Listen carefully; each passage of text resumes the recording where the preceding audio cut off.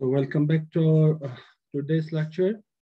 So आज की lecture में हम डिस्कस करने जा रहे हैं about another important type of that is Ziegler-Natta catalyst that is now homogeneous, which is homogeneous in nature. So in our last lecture we have discussed about the Ziegler-Natta catalyst. हमने Ziegler-Natta catalyst के बारे में discuss किया और देखा कि कैसे Ziegler-Natta catalyst alkene polymerization में हेल्पफुल है। लेकिन जो हमने कल टाइटेनियम बेस्ड और विनाइडम बेस्ड कैटलिस्ट की बात के बारे में बात किए थे, तो ये जो हमारा टाइटेनियम एंड विनेडियम बेस्ड कैटलिस्ट है और हेटेरोजेनस इन नेचर, ठीक है, जिसमें जब पॉलीमराइजेशन की बात हुई तो पर्टिकुलरली हम जब पॉलीमराइजेशन ऑफ प्रोपाइलिन की बात करते हैं तो वहां पे प्रोपाइलिन की जो स्टीरियो स्पेसिफिसिटी है या we can say the stereo regularity, उसमें प्रॉब्लम आ रहा था by the usage of your heterogeneous catalyst. So यहाँ पे कुछ और एडवांसमेंट हुए इन्वेस्टिगेशन के बाद। अब मेटलोसिन बेस्ड कैटलिस्ट इन्वेंट हुआ और ये जो मेटलोसिन बेस्ड कैटलिस्ट है वो होमोजेनस इन नेचर, तो इसकी होमोजेनिटी की वजह से हम बेटरली रेगुलेट कर सकते हैं by using this homogeneous catalyst during the polymerization of your alkene. So अगर हम यहाँ पे मेटलोसिन कैटलिस्ट की बात करते हैं तो this metallocene catalyst has the general formula CP2MCl2S। So this are तो सबसे पहले हमें ये पता होना चाहिए कि ये मेटलोसिन्स क्या है। हम ऑर्गेनोमेटेलिक कैटलिस्ट की बात कर रहे हैं, application of organometallic complex in catalysis की बात कर रहे हैं। तो ये आपका CP, दिस इज साइक्लोपेंटाडाइइनल, दो साइक्लोपेंटाडाइइनल है, एक मेटल है और उसके साथ दो क्लोराइड है। तो this is the general formula of your metallocene catalyst और also we known as the homogeneous Ziegler-Natta catalyst. Homogeneous Ziegler-Natta catalyst को हम ये भी कह सकते हैं this are homogeneous organometallic. So this metal in this metallosin catalyst can be, ये जो M है यहाँ पे मेटल, ये आपका टाइटेनियम भी हो सकता है। This metal can be your zirconium and this metal can be your hafnium। अगर आपका टाइटेनियम है तो इसको हम टाइटेनोसिन कहते हैं और अगर आपका जिरकोनियम है तो the catalyst is zirconocene। And then if the metal is your hafnium, then we can call it is hafnosin. So this is the general formula of your metallosin catalyst or we can say homogeneous Ziegler-Natta catalyst। आप यहाँ पे जब हम इस catalyst की बात करते हैं तो जब कैटालिटिक एक्टिविटी की बात आते हैं तो ये जो कैटलिस्ट है आपका, ये जो मेटलोसिन कैटलिस्ट है दैट इज CP2S, दो साइक्लोपेंटाडाइइनल कॉम्प्लेक्स है, उसके साथ मेटल है और दो क्लोराइड है, ठीक है। ये आपका as a pre catalyst act करता है, this is a pre catalyst. तो ये आपका एक्चुअल एक्टिव कैटलिस्ट नहीं है। एक्चुअल कैटलिस्ट अब कैसे इससे आपका एक्चुअल जो कैटलिस्ट है वो बनेंगे वो हम आगे देखेंगे। और इस कैटलिस्ट को हम further we can also write this catalyst is just a minute is, हम इसको ऐसे भी लिख सकते हैं CpMl'। ये जो क्लोराइड को हम दूसरे लिगेंड के साथ भी इसको एक्सचेंज कर सकते हैं। अब इससे हमें क्या फायदा मिलेगा? सो दिस L' कैन बी, ये आपका दूसरे लिगेंड हो सकता है, कार्बन हो सकता है, नाइट्रोजन डोनर लिगेंड्स हो सकते हैं। So this L' can be your carbon and natural nitrogen donor ligand and also halides are there, ये हैलाइड्स भी हो सकते हैं, ठीक है। तो अगर हम यहाँ पे बात करते हैं, यहाँ पे आपका क्लोराइड है, दो क्लोराइड है, तो this is your halide. So this L can be any ligand having carbon as a donor group or nitrogen as a donor group, and by changing the nature of this ligand we can control the stereo regularity of the polymer. ये ligand को अगर आप change करते हैं तो आप ligand को change करके उस पॉलीमर की स्टीरियो रेगुलरिटी को आप मेंटेन कर सकते हैं. So the nature of this ligands are very important. For example हम यहाँ पे एक लिगेंड देखते हैं. For example let's take this और टाइटेनोसिन. अगर आप टाइटेनोसिन लेते हैं तो this the structure of titanocenes can be या जिरकोनोसिन्स कैन बी, आप इसको ऐसे लिख सकते हैं. This is CP ZR CP2S ZR Cl2. तो ये इसको हम कहते हैं this is your zirconium dichloride. So this is your pre-catalyst. ये आपका pre-catalyst है. एक्चुअली ये आपका एक्टिव कैटलिस्ट नहीं है जो कि आपकी पॉलीमराइजेशन में हिस्सा लेंगे.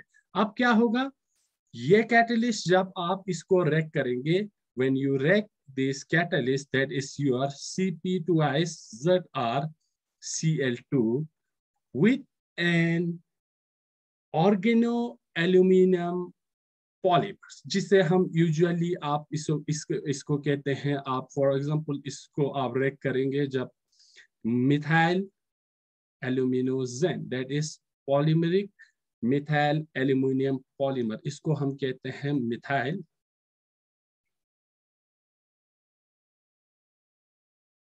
एल्यूमिनोजेन. जब आप इस जो आपकी मेटलोसिन कैटलिस्ट है, इसको जब आप, this is a Lewis acid, the nature is your Lewis acid. So when you react this metallocene catalyst with methyl aluminozane, you will get a cationic species from this complex. यहाँ पे आप इन दोनों की reaction करने पे आपको एक यहाँ पे cationic species मिलेंगे. That is your CP2S M. In case of M, we can write here ZR. हम यहाँ पे ZR लिखेंगे क्योंकि हम ZR को zirconosians को कंसीडर कर रहे हैं. That is Me whole plus.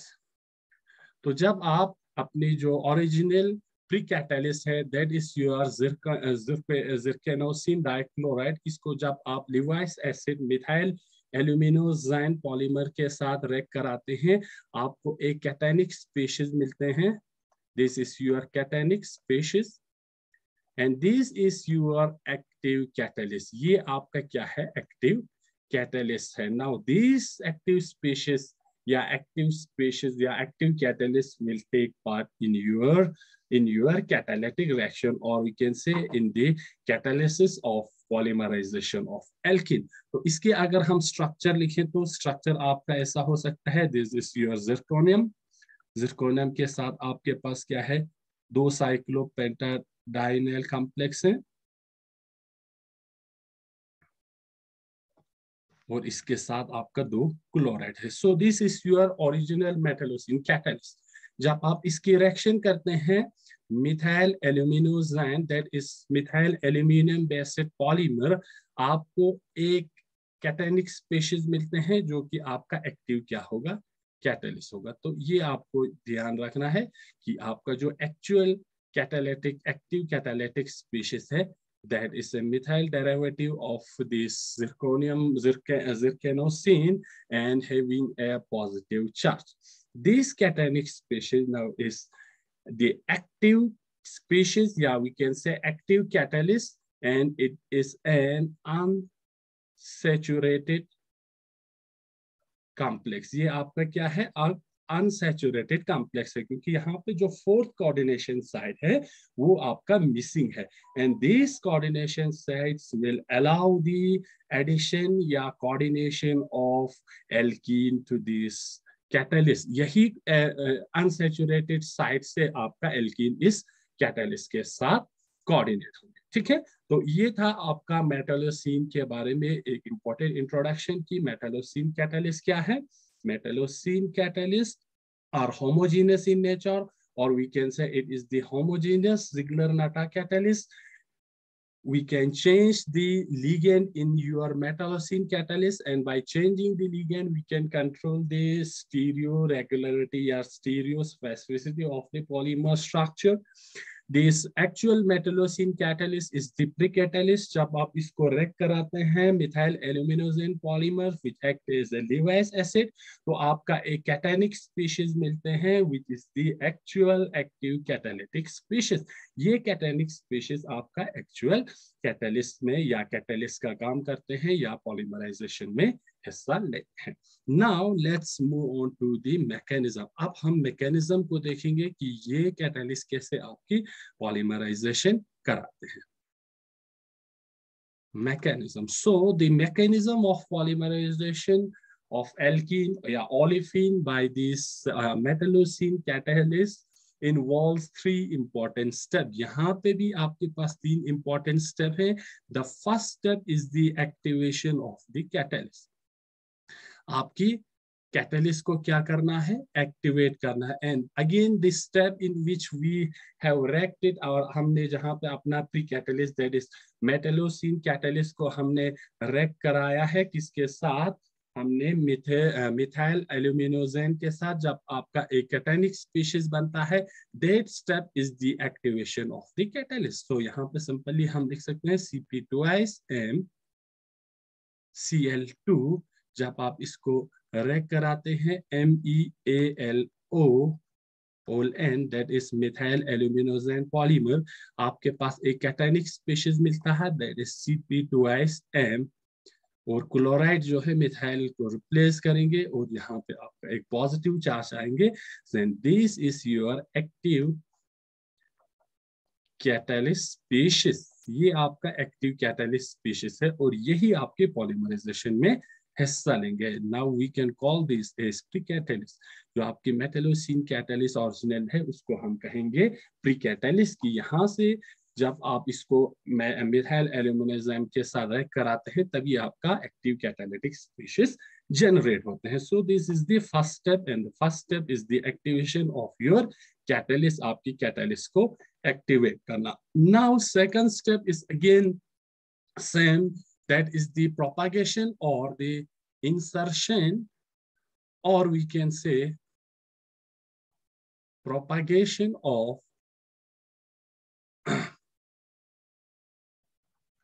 alkene chain. Insertion of alkene or propagation of alkene chain, that is the propagation of your polymer. अब आपकी पॉलीमर की चेन में मोनोमर्स ऐड होते जाएंगे और फाइनली आपका पॉलीमर एक बहुत बड़ा चेन बनाएंगे। तो यहाँ पे हमारे पास मेटल था, ठीक है, कैटालिस्ट है ये आपका। इसके स्ट्रक्चर को हम पूरा लिखते हैं यहाँ पे, that is your 2-cyclopentadiene group, and again we have here a methyl group with a positive charge. So this is your active catalyst, and the 4th coordination site is vacant. So we can say now this is an unsaturated species in which the 4th site, that is the 4th ligand position, is vacant. Now यहाँ पे क्या होगा, the first step here is your olefin coordination, या we can say alkene coordination. अब आपके पास alkene होंगे, for example हम simple ethene लेंगे CH2, this is your ethene. ये इथीन कोऑर्डिनेट करेंगे with this unsaturated catalytic species, that is unsaturated active catalytic species, that is your cyclopentadiene. Up this 4th site now, 4th position will occupy by your alkene, that is CH2, it can be alkene, it can be propene, ठीक है। Then the next step is again similar, that is your migratory insertion. यहाँ पे positive charge होंगे। अब ये migratory insertion होंगे आपके methyl का इस वाले एल्कीन पे, तो आपका ये स्ट्रक्चर बनेंगे methyl, this is your cyclopentadiene.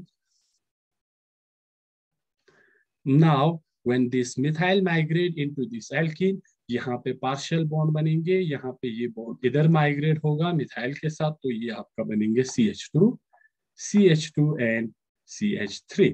और यहाँ पे अगेन आपका कोऑर्डिनेशन, जो आपका 4th कोऑर्डिनेशन साइट है वो वैकेंट जनरेट होंगे।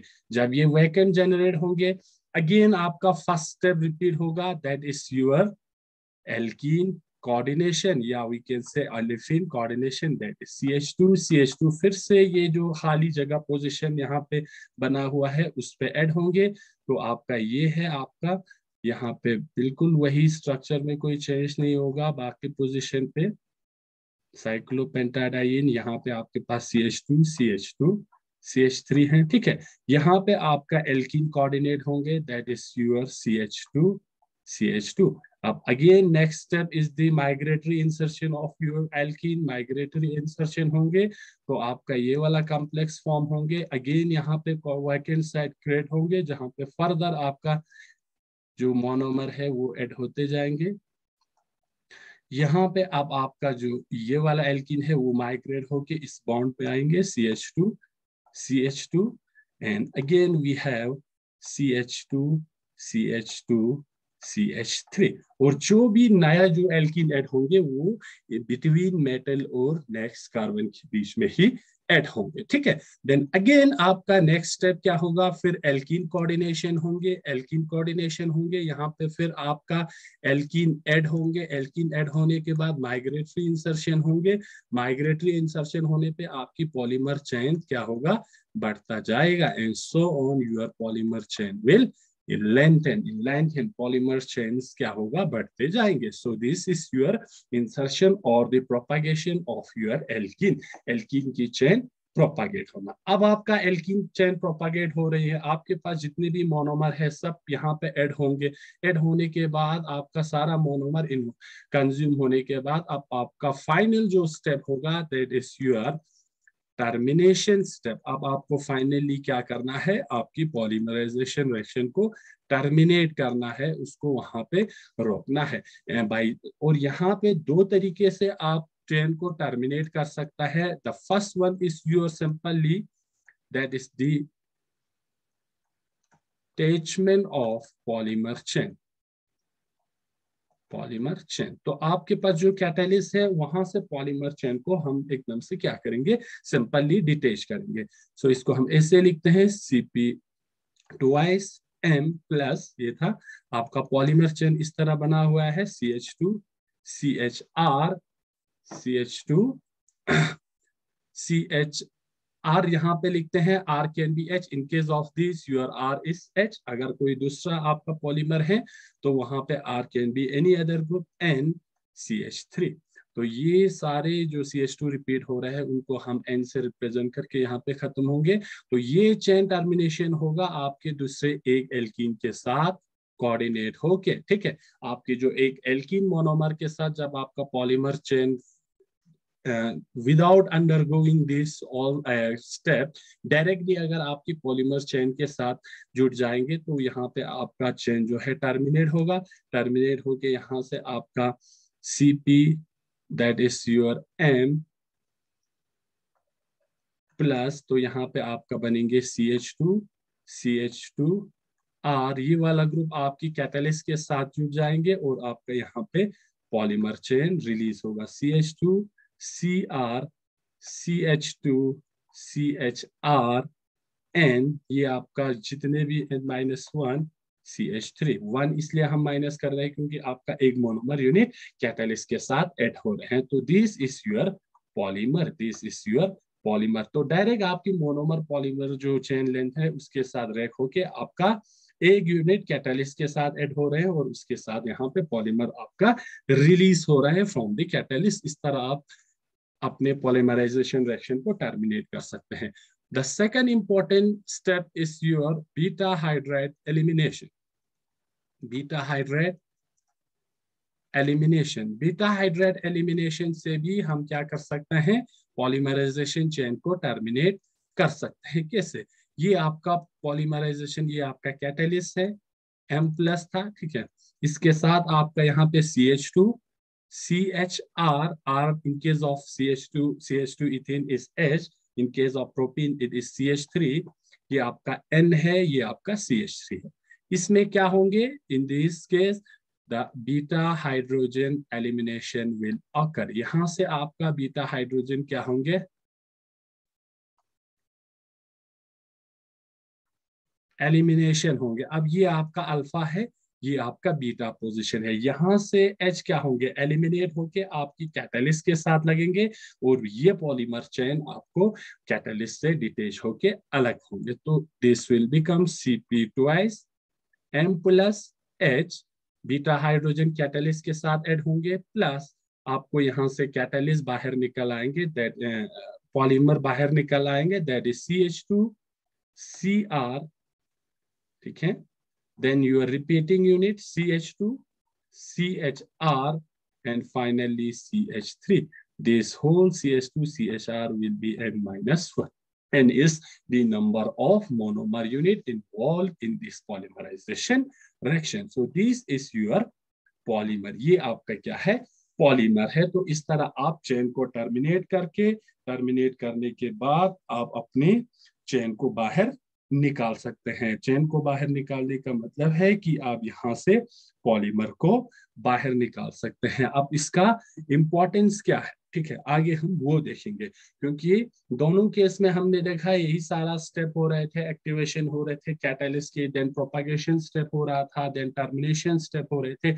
अब ये जो होमोजेनस कैटलिस्ट का जरूरत क्यों पड़ा, हमारे पास ऑलरेडी हिटेरोजेनस कैटलिस्ट है जो कि हमने लास्ट लेक्चर में देखा था। अब ये होमोजेनस कैटलिस्ट क्यों इतना इंपॉर्टेंट हो, ठीक है। नाउ आगे हम देखेंगे characteristics of your this homogeneous catalyst, की होमोजेनस कैटलिस्ट इतना इंपॉर्टेंट क्यों बने। Characteristic of homogeneous catalyst.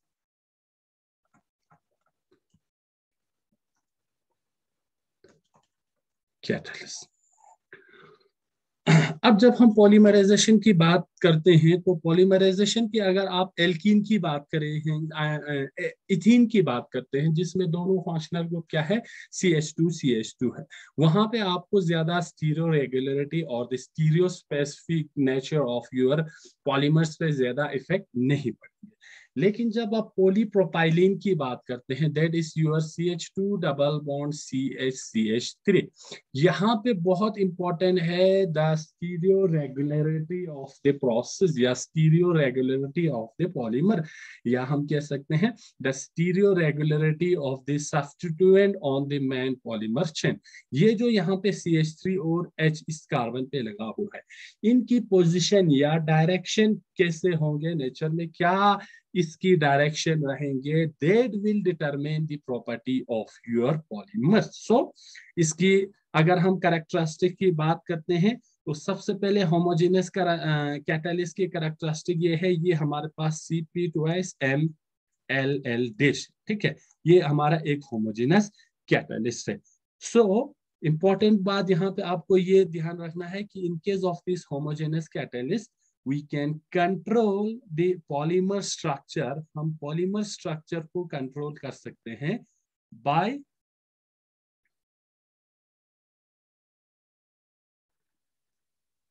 changing the ligand L and L'। तो पहला इसका फायदा ये है कि हम जो सब्स्टिट्यूएंट आपकी कैटलिस्ट पे लगा हुआ है, that is L and L', इन दोनों को चेंज करके हम पॉलीमर स्ट्रक्चर्स को कंट्रोल कर सकता है। So this is the first important characteristics of your homogeneous catalyst. By controlling the structure means, यहाँ पे फिर हम स्ट्रक्चर को कैसे कंट्रोल करेंगे, स्ट्रक्चर को हम ऐसे कंट्रोल कर सकते हैं कि कौन कौन से एटम के बीच में हम बॉन्ड बना सकते हैं, ठीक है, या हम कह सकते हैं कितना डिस्ट्रीब्यूशन का चेन लेंथ हम यहाँ से क्या कर सकता है, कंट्रोल कर सकते हैं कि आपको कितने लेंथ के पॉलीमर्स चाहिए, या हम कह सकते हैं चेन लेंथ जब आप इसको कंट्रोल करेंगे या चेन लेंथ आप डिफाइन करेंगे, then you can easily control the physical properties of your polymer, physical properties of polymer। तो जब आप ये चेन और the connection between the atom in the polymer chain, if you control these two, you can control the physical properties of your polymer। तो जब आप physical property आप control कर सकते हैं तो आप अपने हिसाब से आपको जिस प्रॉपर्टी के आपको पॉलीमर्स चाहिए आप वो बना सकते हैं। ठीक है, तो ये आपका पहला इंपॉर्टेंट प्रॉपर्टी है आपकी दिस होमोजेनस कैटलिस्ट की। दूसरा ये है आपका जो मेटलोसिन पॉलीमर है, दिस मेटलोसिन पॉलीमर्स आर, इसका ये प्रॉपर्टी है टफ होते हैं, ठीक है, इलास्टोमर्स होते हैं, इसके साथ साथ इजीली हीटेबल होते हैं, हीट कर सकते हैं। This is another property. And along with this, these metallocene polymers have excellent optical properties. इसका ऑप्टिकल प्रॉपर्टीज भी बहुत बढ़िया रहते हैं। ठीक है, सो if these polymers have this much excellent properties, it can increase the applicability of this polymer. इससे आप इस polymer की applicability या application increase हो सकता है। ठीक है, by using these metallocene or homogeneous polymers, you can synthesize, आप synthesize कर सकते हैं अपने हिसाब से isotactic, syndiotactic, and you can also that too is it's very important. The last part is your atactic. Atactic polymer is not that much industrially important क्योंकि इसका property उतना अच्छा नहीं होते हैं। अब ये आइसोटैक्टिक, सिंडायोटैक्टिक एंड एटैक्टिक क्या चीज है और इसका क्या प्रॉपर्टी है वो देखेंगे। तो अगर हम आइसोटैक्टिक की बात करते हैं, आइसोटैक्टिक में क्या होगा, जो सब्स्टिट्यूएंट लगा हुआ है आपकी पॉलीमर चेन में वो क्या होंगे, बिल्कुल एक ही डायरेक्शन में होंगे। अगर ये आपका पॉलीमर चेन है तो फॉर एग्जांपल हम प्रोपाइलिन की बात करेंगे, तो प्रोपाइलिन में सब्स्टिट्यूएंट क्या है हमारा, substituent is your methyl group. Methyl group एक कार्बन पे मिथाइल है, तो यहाँ पे आपका क्या होगा, your methyl group will be on the same side. आपका मिथाइल ग्रुप जो होगा एक ही साइड पे लगे हुए होंगे। This is your methyl position. For example alternate carbon पे आपके क्या होगा, मिथाइल होगा, तो ये जो मिथाइल ग्रुप की नेचर है वो सेम सेट में होंगे। That is your methyl, that is your methyl, that is your methyl, और इसके साथ क्या है, हाइड्रोजन भी लगा हुआ है। तो इस तरह अगर आपकी सब्स्टिट्यूएंट की अरेंजमेंट है तो हम इसको कहते हैं आइसोटैक्टिक पॉली प्रोपाइलिन। इसको हम कहते हैं isotactic propylene. Iso means same set, एक ही डायरेक्शन में। Next is your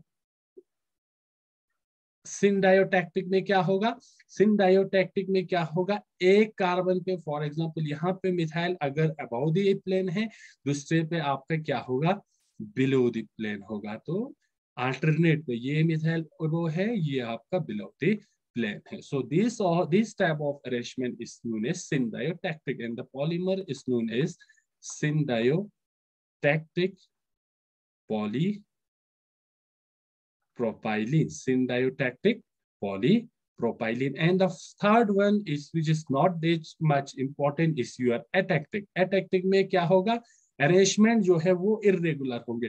for example यहाँ पे दो कार्बन पे अगर आपका अबाव द प्लेन है इस तरह है, तो यहाँ पे बिलो द प्लेन होंगे, यहाँ पे फिर से अबाव द प्लेन होंगे इस तरह, मिथाइल ग्रुप यहाँ पे बिलो द प्लेन होंगे। So we can say the arrangement of this substituents are irregular atactic. इसको हम कहेंगे एटैक्टिक polypropylene.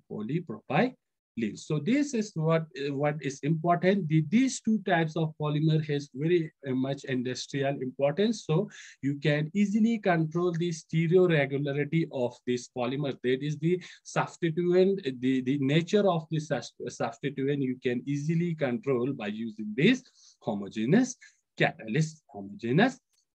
ठीक है, तो जो हमारे पास जो तीन जो हमने होमोजेनस कैटलिस्ट की बात करें, जिसमें आपका मेटल क्या था, एक आपका टाइटेनियम था, एक आपका हाफनियम था, एक आपका जिरकोनियम था। तो इनकी जो activity of the catalyst increase in the order of, titanium का सबसे कम है, इससे ज्यादा हाफनियम का कम है, and the zirconium has the highest catalytic activity among three metal ion. ठीक है, titanium, hafnium, and zirconium. Among these three, your zirconium has the highest catalytic activity in doing these stereoregularity polymer synthesis. Then we have hafnium, and finally titanium has the least activity in this homogeneous catalytic activity of polymerization of alkene. ठीक है, तो ये था all about your homogeneous catalyst. तो हमने यहाँ पे देखा होमोजेनियस कैटलिस्ट क्या है, मेटलोसिन कैटलिस्ट क्या है, क्या इंपॉर्टेंट प्रॉपर्टी है मेटलोसिन कैटलिस्ट की which will differentiate it from the heterogeneous Ziegler Natta catalyst. इसके बाद इसका मैकेनिज्म क्या है, प्री कैटलिस्ट क्या है, कैटलिस्ट को कैसे हम एक्टिवेट करते हैं. इसके बाद आपका जो प्रोपागेशन स्टेप है वो कैसे बढ़ते हैं, और फाइनली चेन को आप कैसे टर्मिनेट कर सकते हैं. और इसके साथ साथ हमने देखा कि ये जो होमोजेनियस कैटलिस्ट है इसका क्या क्या कैरेक्टरिस्टिक है या क्या क्या एडवांटेजेस हैं as compare to your heterogeneous catalyst. ठीक है, तो विद दिस हमारा जो polymerization of alkenes by Ziegler Natta catalyst topic भी खत्म होता है. तो आज का यहाँ तक यहीं पे हम स्टॉप करते हैं. Thank you very much.